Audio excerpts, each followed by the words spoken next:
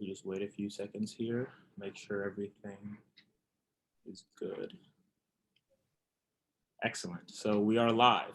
Welcome everyone to Google's hardware talk. Thank you so much, Nikhil and Maria, for the Microsoft talk and handling all of that. And now I'm pleased to welcome Matt McEwen from Google, who's going to be talking about how to build a superconducting quantum computer. Matt is a PhD student at the University of California, Santa Barbara, and a student researcher with the Google Quantum Hardware team. Originally from Australia, he worked on single atom spin qubits, and he now focuses on practical quantum error correction, studying sources of strong correlated error in large qubit arrays.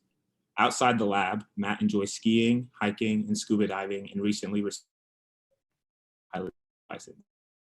Without further ado, we want to welcome Matt, and let's get this thing started. Awesome. Hi, guys. Thanks for the introduction there, Sian. Today, I'd like to give you guys a bit of an overview of my work, which is, I guess, sort of parallel to a lot of the theory and algorithms work that you've been probably hearing a lot about. So I'm a physicist, and I work on trying to make the actual quantum computer. And I think this is a very exciting field to be in. All of quantum computing is obviously very exciting at the moment. But particularly for me, I'd like to try to share my excitement about the hardware. I guess for a bit of a easy overview, the sort of promise of quantum computing is that it should let us perform calculations that we sort of can't perform on a modern computer. This diagram is sort of trying to express the extended Church-Turing thesis, which is broadly saying that, or he's trying to say, I should say that it's trying to suggest that the extended Church-Turing thesis might not be fully correct. We need a quantum Church-Turing thesis, which is to say that anything you can do on a normal computer is functionally the same as an abacus, but a quantum computer gives you additional capabilities, and that's why we're excited about producing them and learning to program them. But for most of my time in the field, we've been in this situation where the best quantum computer you can buy for the money is probably your laptop. And for most of the circuits that you or I would run on a regular basis, this remains the most cost-effective solution. But today I want to talk about the kind of the big question in quantum hardware, which is, can we build a real quantum computer? And what I mean by real is able to run really big circuits where the exponential improvement of using quantum hardware really starts to matter, starts to make an existential difference as to whether or not we can solve the problem at all. And this is an open research question. So I'd like to kind of give you what it looks like, what we do at Google to go into trying to answer this question. So for an overall outline in this talk, I'm going to be going over the basic design of a superconducting quantum computer. First, in terms of physics, the fundamental building blocks and the interactions involved, and then look at some of the engineering required to keep the quantum computer quantum to enable us to actually run it. And then how exactly we go about running the computer, how we go about programming it and calibrating it. And then finally, what we can actually do with a quantum computer once we've got it operating. And then kind of at the end, what we will be doing next with them. But to get started, we should know what we mean when we're talking about a superconducting quantum computer. So we should start at the start. And I'm sure this is a slide that most people are kind of very familiar with by now. The basic building block of quantum computing is a qubit. And for physicists, we have a kind of historical model that we all very much like, which is the electron spin. It's a two-level quantum system, and quantum mechanics sort of provides that there's only two possible kind of nice states to be in. But of course, you can be in superpositions of those states. And we can abstractly represent that with the block sphere, which is intuitively quite direct for electron spins, but works for any two-level system you can find in nature, can be described this way. So where could we find some of these two-level systems if we wanted to make a fully controllable quantum object? It's like, well, obviously, as I said, there are electron spins. There are, you could pick two different energy levels in an atom and use superpositions of those.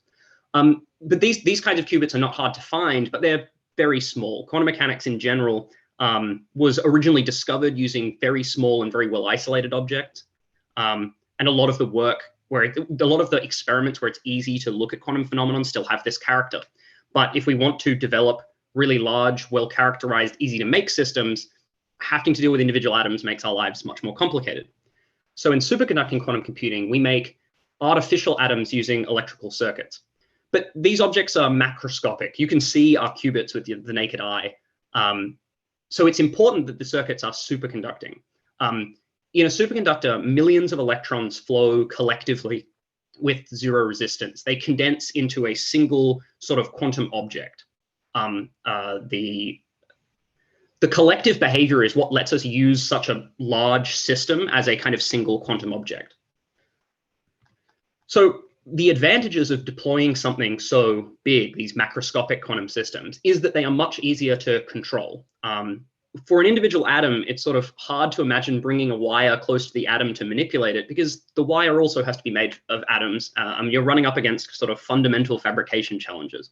Obviously there are ways around this. Ion traps use, carefully constructed laser arrays, but if you can use something really big, then the wire can be smaller than the object, and this is significantly easier to fabricate, I'll say. It also means we can engineer the properties of the artificial atom. We don't have to go looking for a particular element that exists on the periodic table. We can design the parameters of the qubit almost arbitrarily. And finally, we can build it like a computer chip. The fabrication of standard kind of nanofabrication is a field that humanity is very, very good at. And because we're designing objects in the same regime, using the same kinds of materials, we can leverage a lot of that capability. So the specific kinds of superconducting qubits we use are called Transmon qubits. And basically, they're just like a sort of normal, bog standard undergrad electrical circuit oscillator. They include, instead of an inductor, Josephson junctions, which are a superconducting element. Here's a little kind of zoom in. You can see these little cross shapes here are the Josephson junctions. And effectively, they're just two pieces of superconductor that are touching with a very thin barrier in the inside. And electrons can quantum tunnel across that barrier. And the result is something that looks like a quantum inductor, and specifically a nonlinear inductor. So we have this system that we've electrically designed, and it's functionally equivalent to the classical analog of this system would be a pendulum. A pendulum is also a nonlinear oscillator.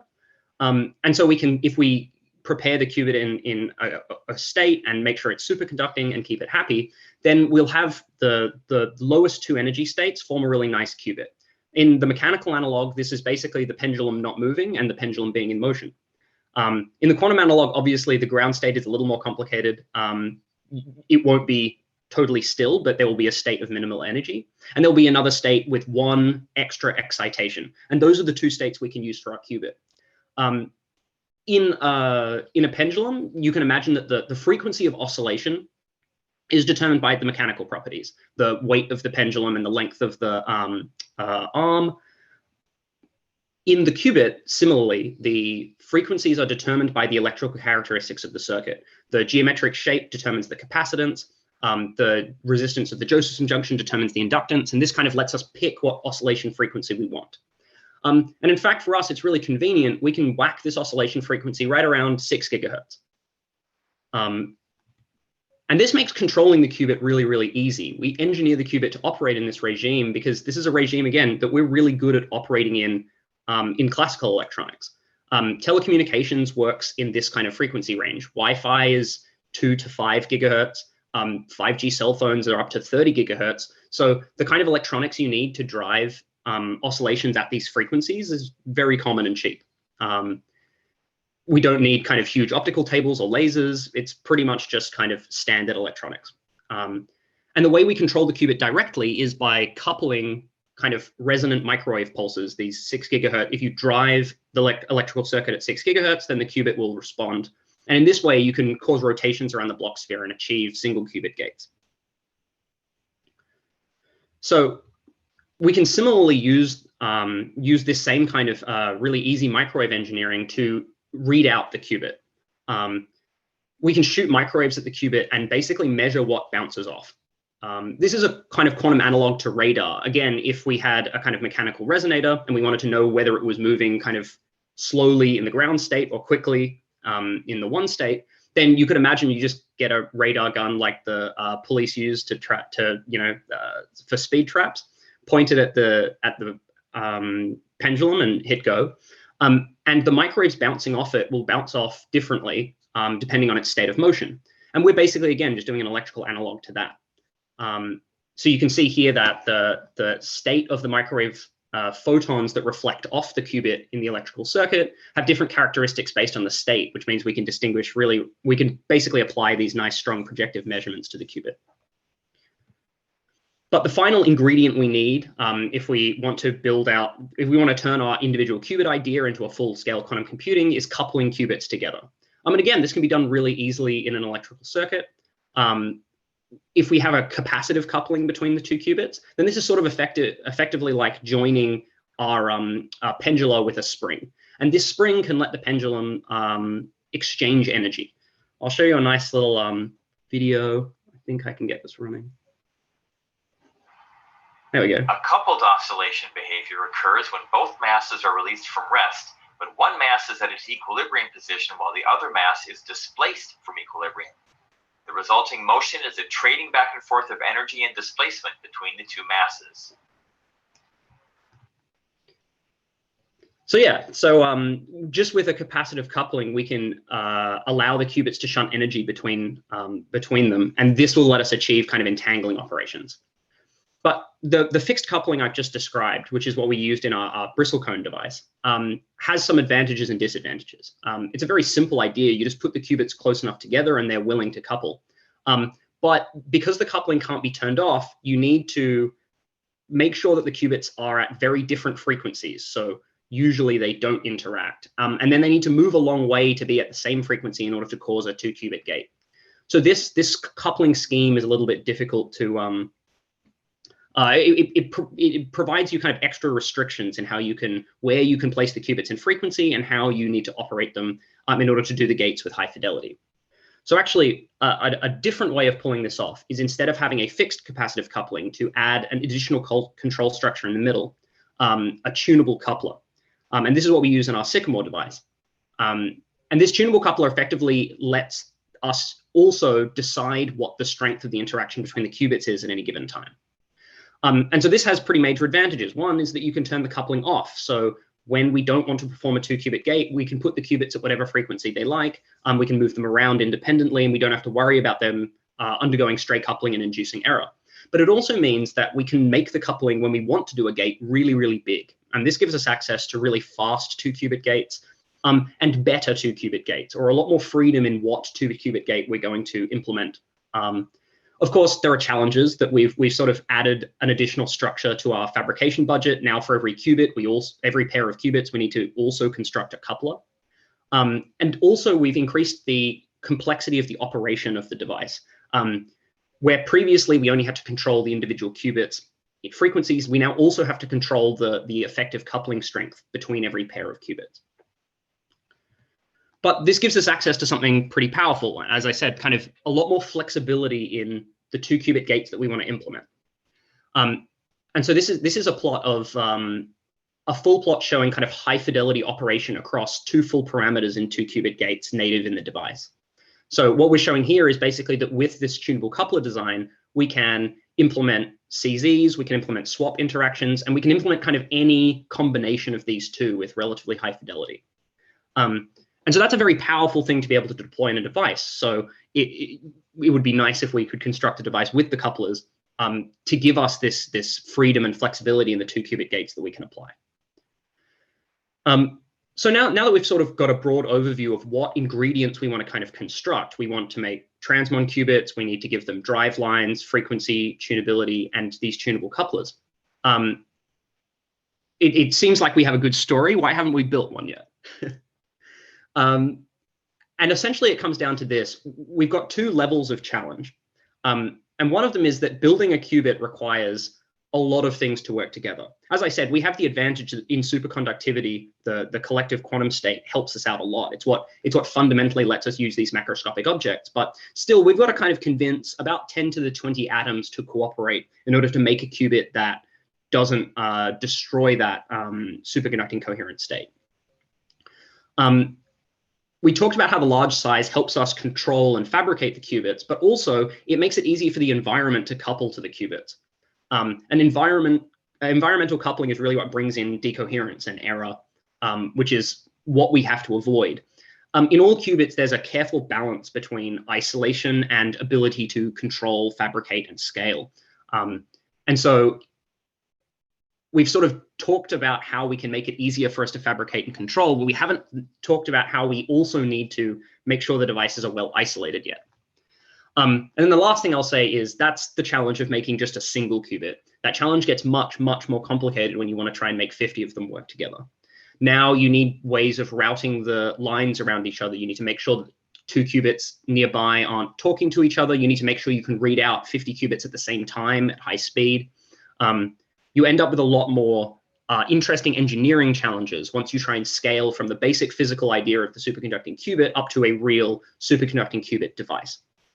And so that's what I'm going to talk about next, sort of how to keep the environment out of your quantum computer. How, once you design one of the basic ideas of a device, what are all the other pieces of work you need to do to make the device really work in practice? And we can start at really like the bottom level.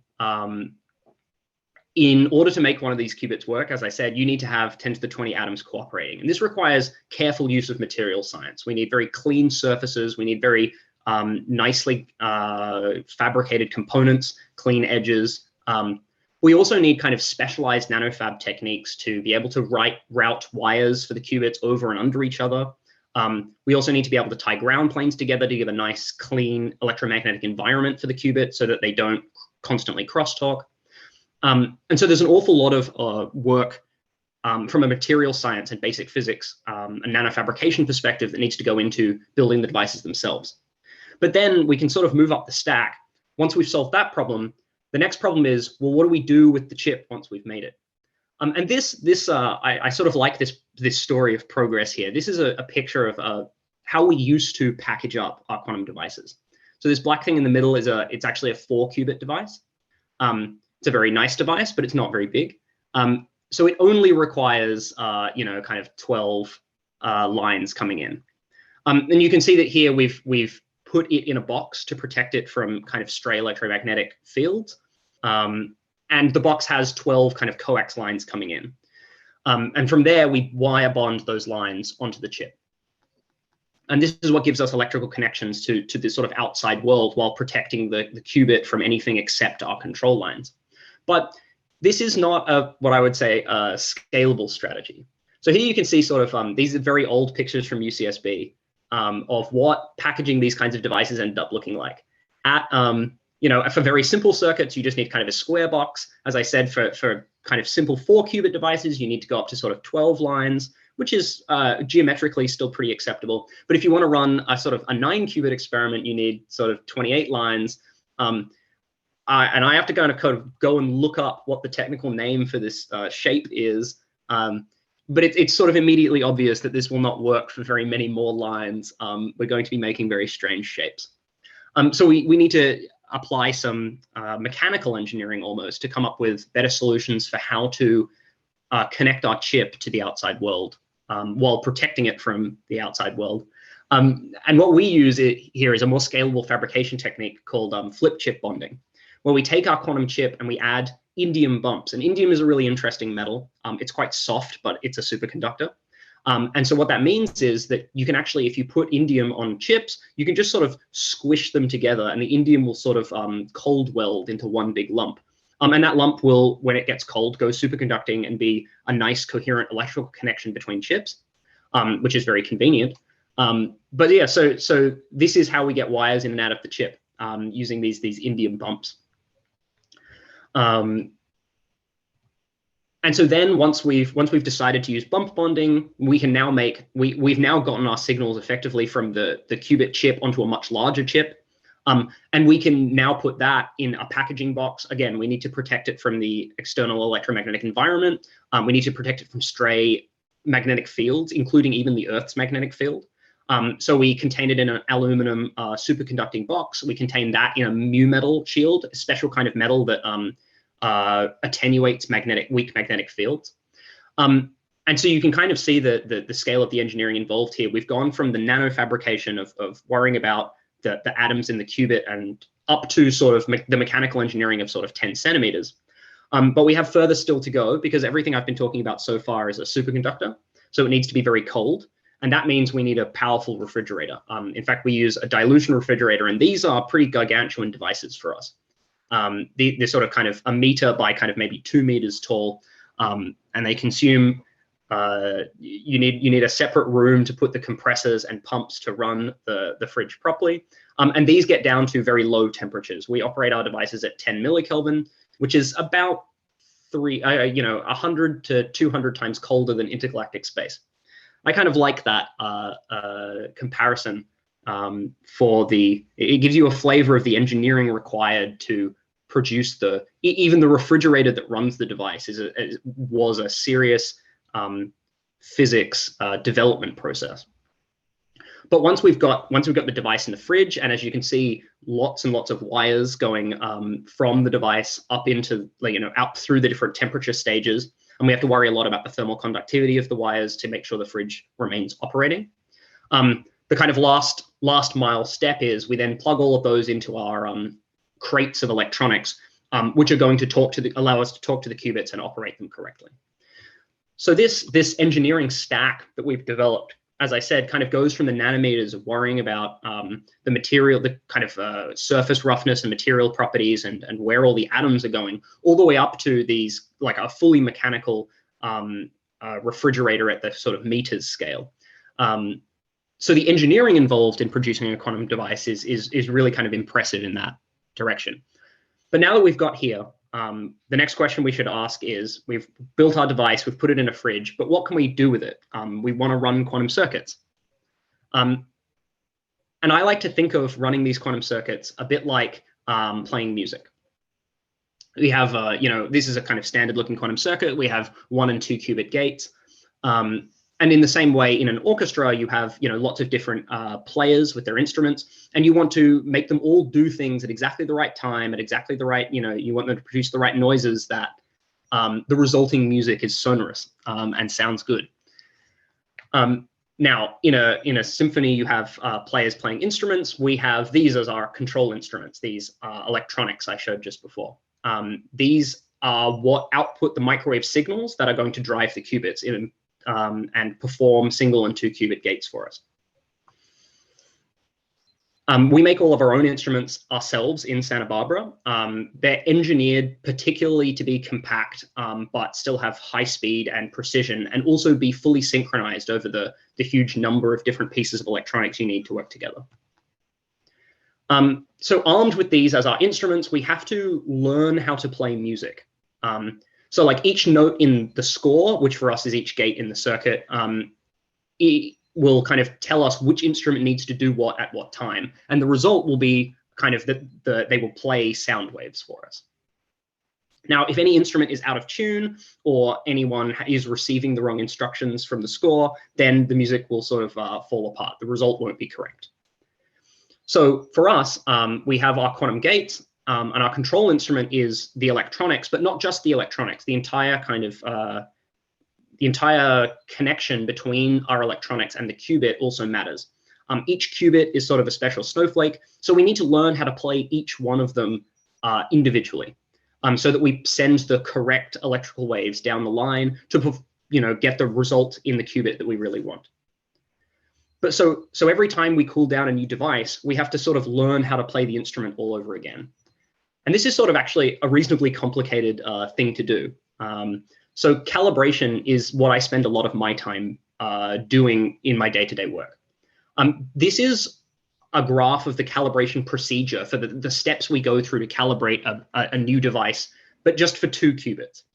So you can sort of see here that each one of the nodes here is a physics experiment where we apply some electrical control to the qubit and learn something about how the qubit's behaving, so that we can then build up knowledge about the parameters of this qubit and how we can execute the best gates on it. And you can see, we start off with very, very simple things like just what is the frequency of the qubit and how can we control the frequency of the qubit. But by the end of this graph, we've built up to the level that we can do high fidelity single qubit gates and many kinds of 2 qubit gates. And this graph represents the kind of accumulated knowledge of many PhDs worth of work on interacting with quantum systems.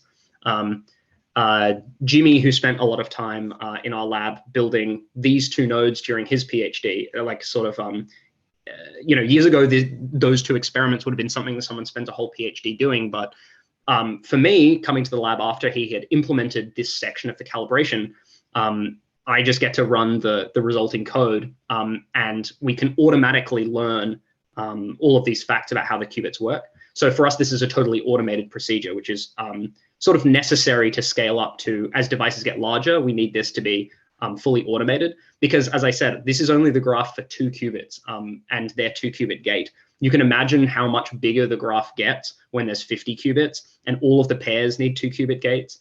So you end up with thousands of nodes for a complete device. But given a complete device, and once you've run through this calibration procedure, you have a fully operating quantum computer, which is really awesome. You have low error rates on single and 2-qubit gates. You have high readout fidelity on all of the qubits simultaneously.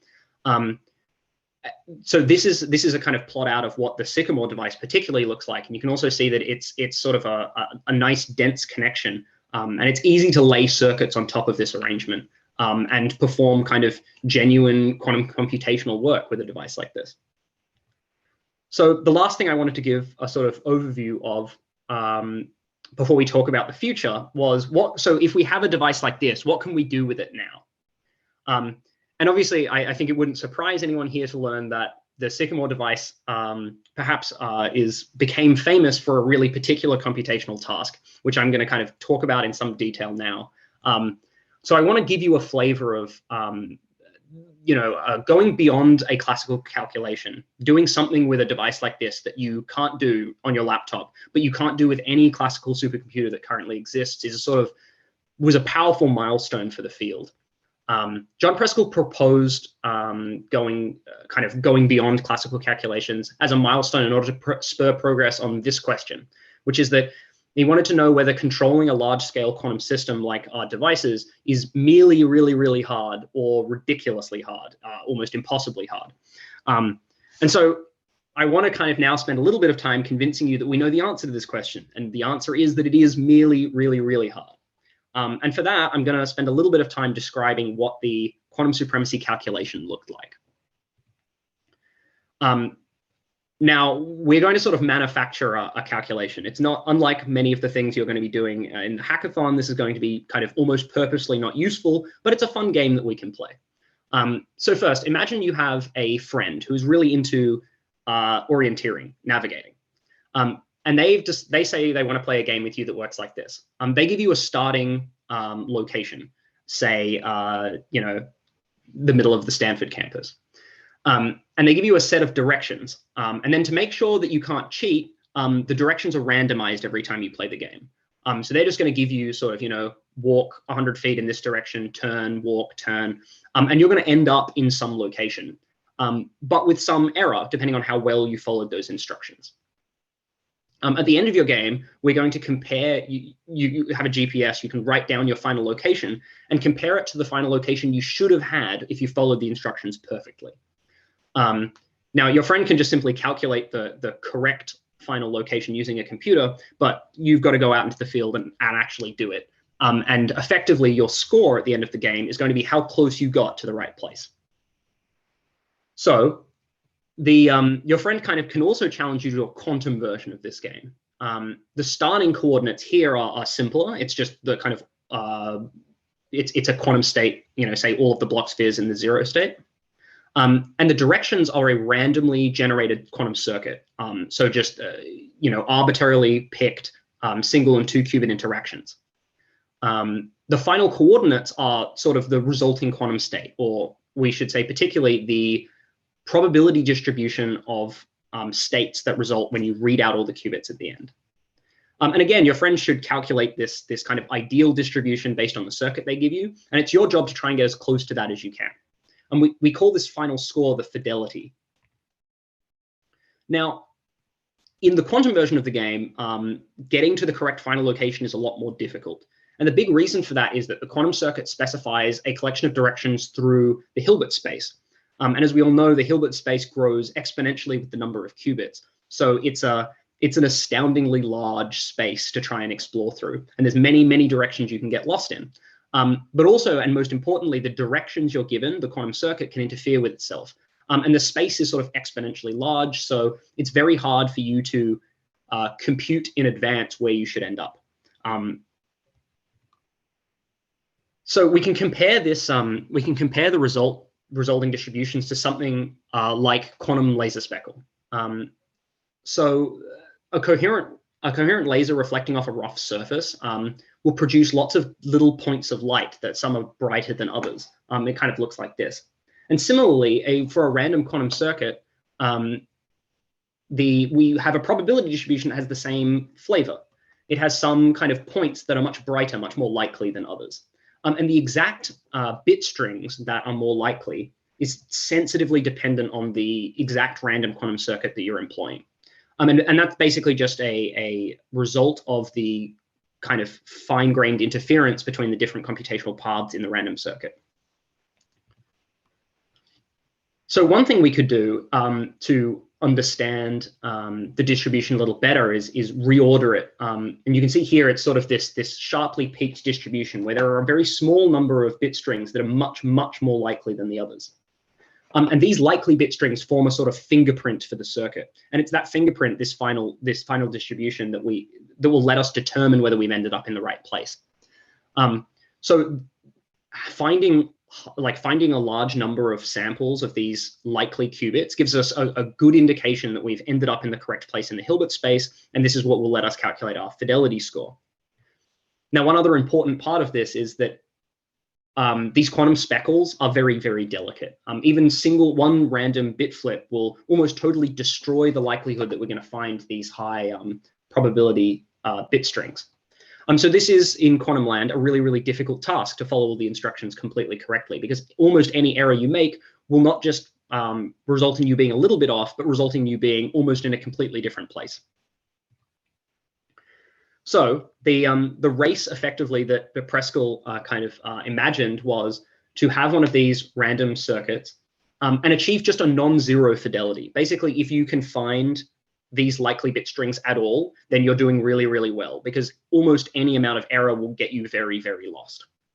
And now we can say there are two strategies to playing this game. One of the strategies is we use our new quantum computer, and the other strategy is we try and brute force the calculation on large supercomputers.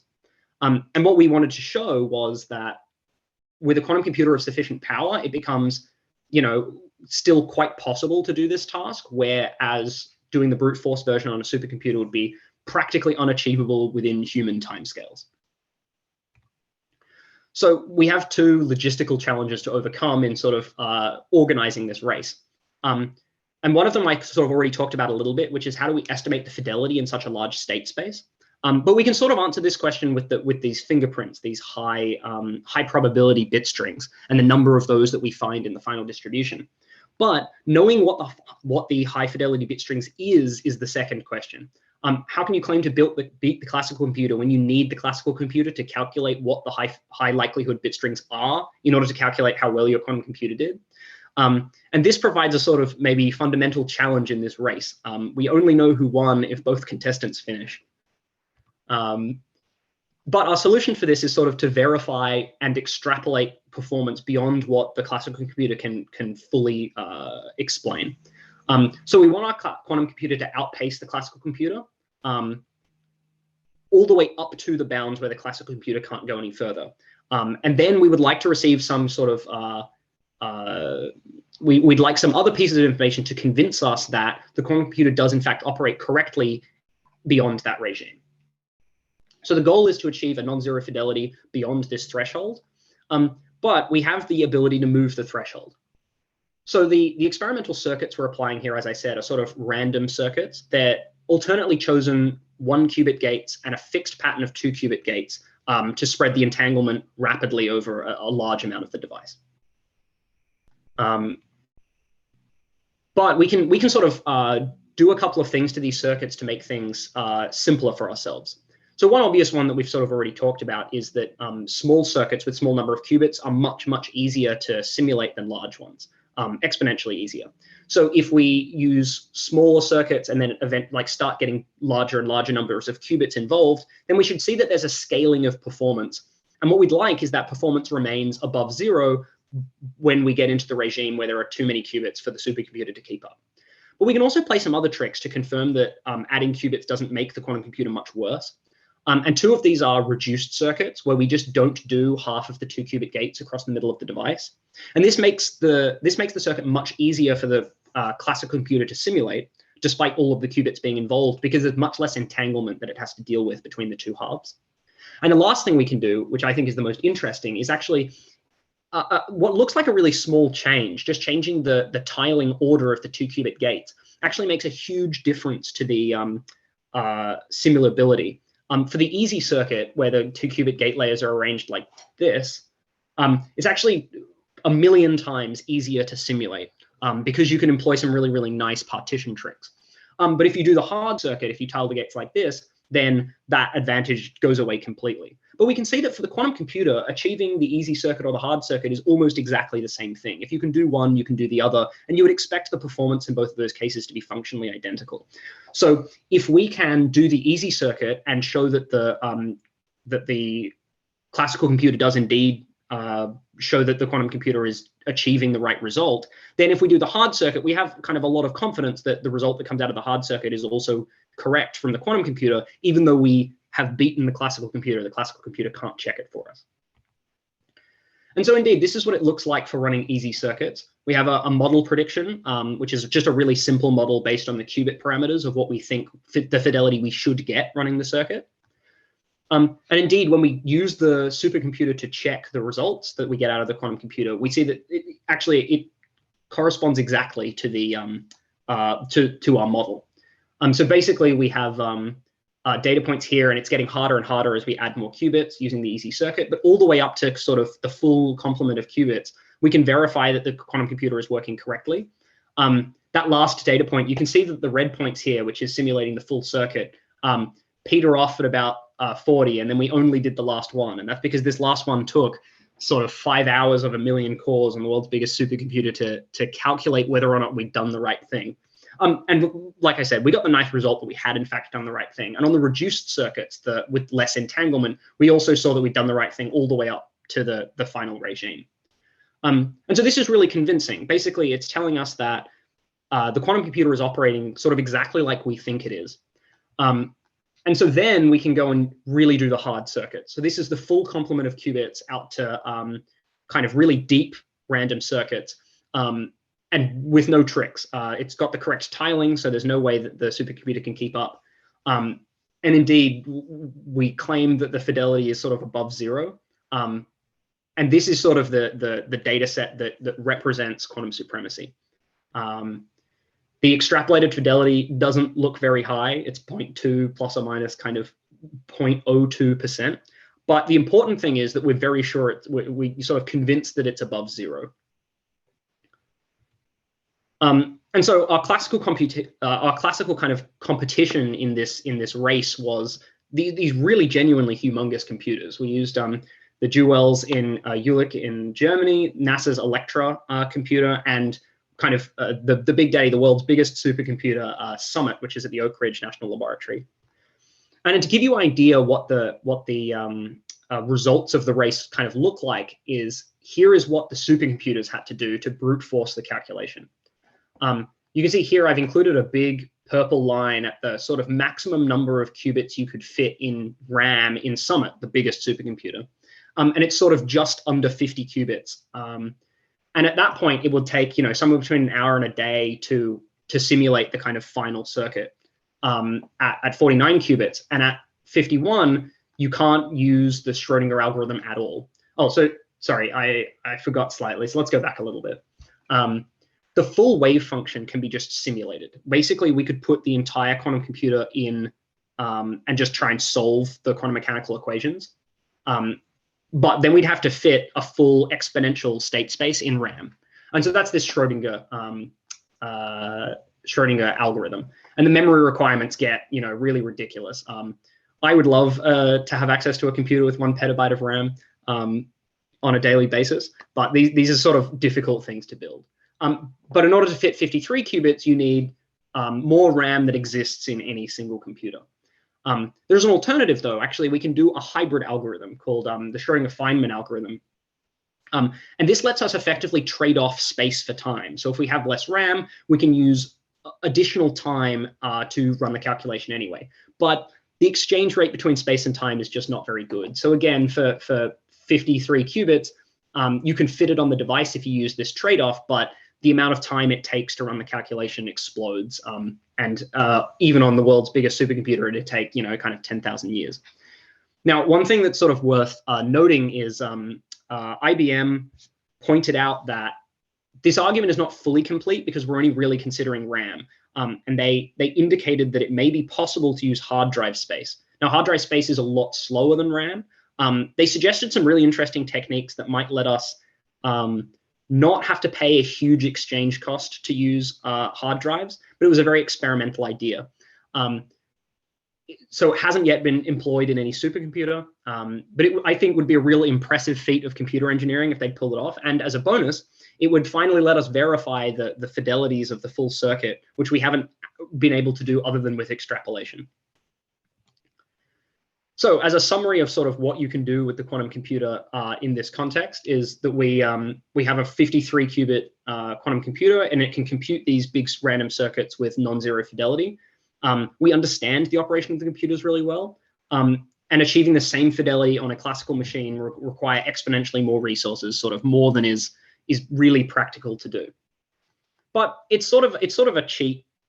We came up with this question, these running random circuits, really specifically to answer Preskel's question, like how hard is it to run one of these devices at full scale? But our original motivation was to do something like Shor's algorithm. So the last thing I want to talk a little bit about is what we need to do to make the quantum computer be able to do something really useful. We're living in the NISQ era, so there are many kinds of useful that we can use now, especially with kind of the access to powerful and flexible 2-qubit gates. But the work that I'm doing at the moment is focusing on error correction.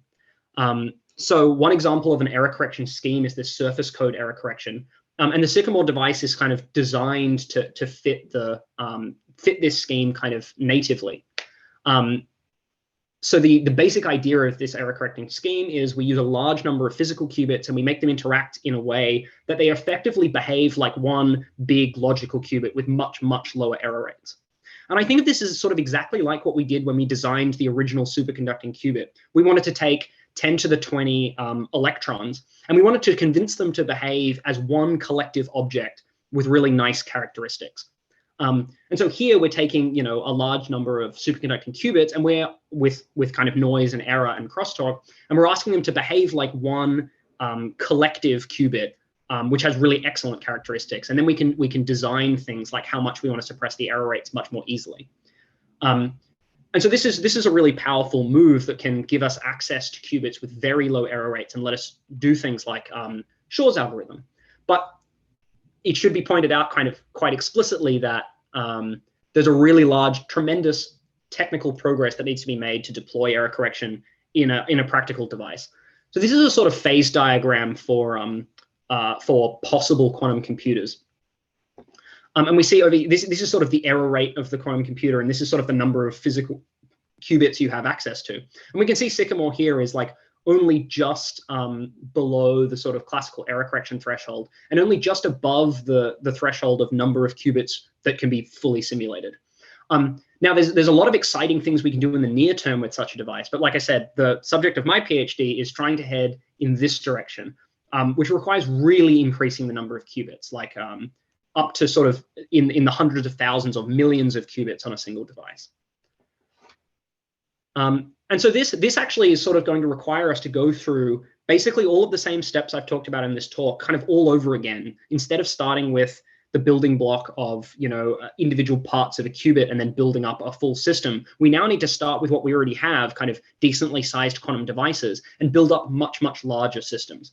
And so we have a bit of a roadmap of how to pull this off. We're going to be trying to make kind of larger and larger devices, and eventually kind of put them together in really, really enormous systems so that they can entirely work together.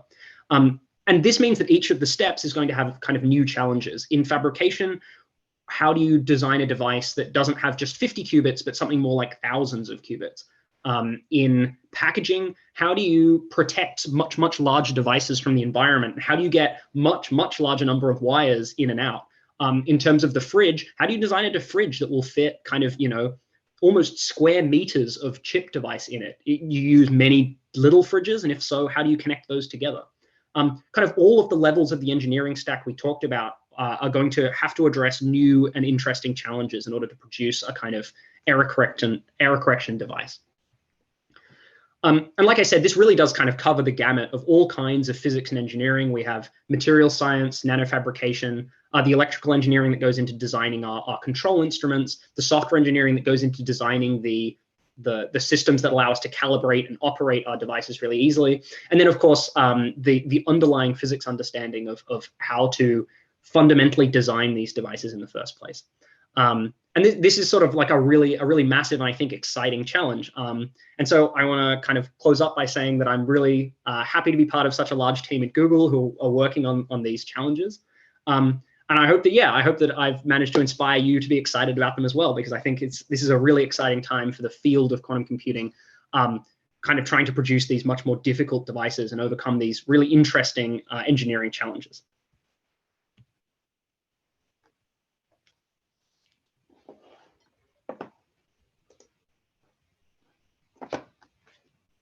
Excellent. So thank you so much, Matt, for the talk. That was fantastic. We do have a few questions that we want to ask. I do want to say awesome. We have like a panel at 2, so we'll keep it pretty short. Mm-hmm. Yeah, so I think the first question is, are superconducting architectures only able to implement nearest neighbor 2 qubit gates? If so, how is this limitation overcome in complex circuits? So there's sort of 2 different answers to that, coming back to this separation between the kind of NISQ era and the kind of error correction era. So first, I will say that it's not a fundamental restriction, but it's one we've sort of chosen to work with because it has some advantages, working with nearest neighbor connections only. There've been many kind of, in the history of superconducting qubits, people often used other structures like quantum buses, which would let you link arbitrarily large numbers of qubits, do multi-body operations even, sort of like 4 or 5 qubit gates. But one of the disadvantages of those kinds of structures is it makes it a lot harder to, it introduces additional complexities in terms of damping out crosstalk. If you connect 5 qubits, if you connect qubits over long distances, then errors can spread over long distances much more easily.